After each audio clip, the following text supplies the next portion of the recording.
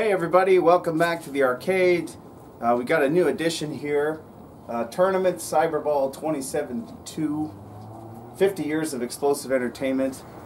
This is a game that I never thought I would own. I almost got the two-player version back in the summer, and I regret not pulling the trigger when it was here locally. And the reason and the way I got this one was actually there was a guy on KLOV.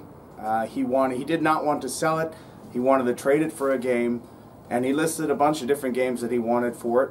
One of them was Robotron. I offered him my APB, which was in very good condition, and it had the seat, and I had refurbished it quite a bit. And to my surprise, he accepted. So we traded APB for this pretty much mint Tournament Cyberball. And I was, you know, I love APB. I consider those games equal, but it was a fair trade, and I'm very happy to have this one. When I was in high school, I remember we had an arcade here in Las Vegas called Mary Kay's, and Mary Kay's, I mean, that was the hardcore arcade to go to. And I remember seeing this game all the time, and there was just crowds around it, and it's 50 cents to start. I think it's 6 quarters to play a full game of it, and you know, I wasn't gonna, as a kid, I wasn't gonna spend 50 cents to play Cyberball, get my butt kicked by a bunch of pros. And but I was always curious about this game and why people liked it so much. And so eventually I was able to play it on the Sega Genesis, and it took me a while, and I thought, man, this game is, I don't get it. And then after about my 3rd or 4th game, I started to get it, why people like it so much. It's just a really unique game. I would imagine that this game is kind of credited for creating other games like Mutant League Football and things like that. And this was the original. A lot of people, you know, it's not Blitz, it's not as complicated than that, which is kind of why I like it. You know, a lot of those old school sports games, they were just fun, and that's how I would explain Cyberball. You know, it doesn't have a huge learning curve, but it is deep at the same time. It's just an old school, classic video game, sports game, and I feel like they don't make these type of games anymore. And this is a classic. I think they only made 250 of these, according to Todd Tuckey.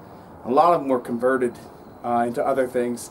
I even had a guy message me and say he wanted to turn this into a Third Strike, which made me throw up in my mouth a little bit. But anyway, I've got one. I'm very thrilled to have it, and man, we're just really enjoying it so far, so let's check out some gameplay. Real quick, before I show some gameplay, I just wanted to say they do make a 2-player version of this, which is a really cool looking cab. This is the 4-player version, so you can play 4 people, 2 people to a team, which is really fun. You can also do 2 people versus the computer as well. It's really cool. Alright, let's check out some gameplay. Hopefully the sound isn't too loud. Welcome to Cyberball.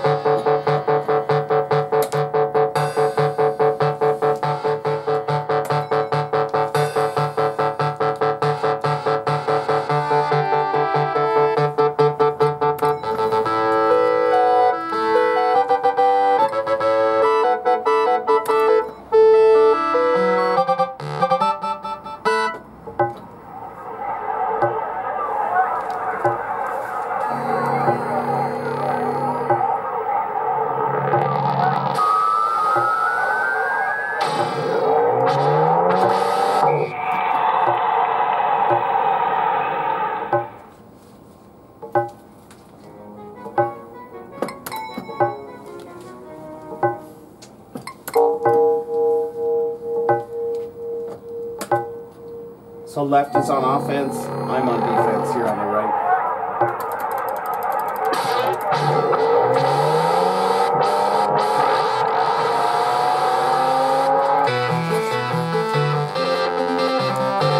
Touchdown. Not a great start.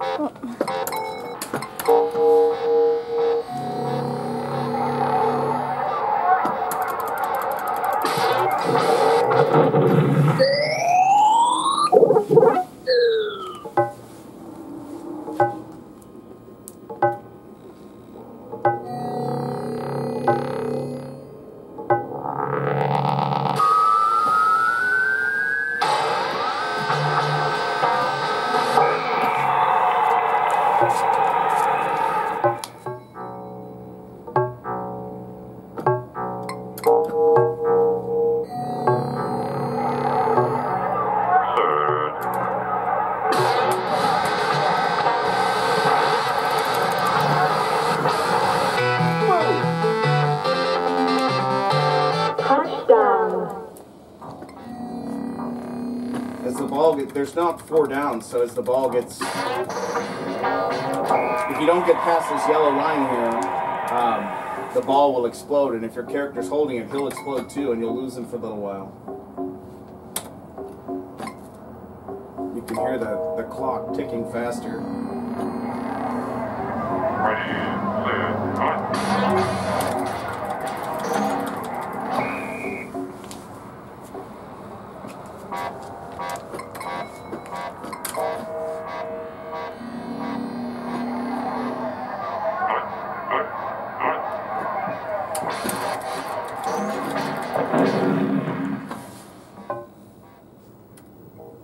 I've heard some people ask about these stickers in other videos, so mine has them. Let's take a look inside.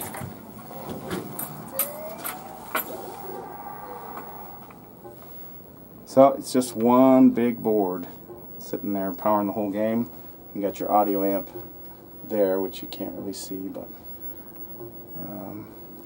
and 2 monitors back to back. So just a really cool, unique part of arcade history. Alright, so there you have it. This is Tournament Cyberball 2072. You know, if you didn't grow up in the arcades, I could see how you might think that this game is basic, and maybe it is, but it's an arcade classic. It's one of my favorites. I never thought I would own one. I'm very happy to have one. You know, it's available on all sorts of consoles and MAME, of course. Never quite the same as playing the real thing, though. Controls feel different, and of course the CRT makes all the difference. So if you ever have a chance to play it, give it a shot. But you know, if you grew up on Blitz, this might not be the game for you, but it's still a really cool game and an awesome throwback to the 80s arcades, the late 80s of the arcades. So anyway, I hope you enjoyed the video, and we'll see you on the next one.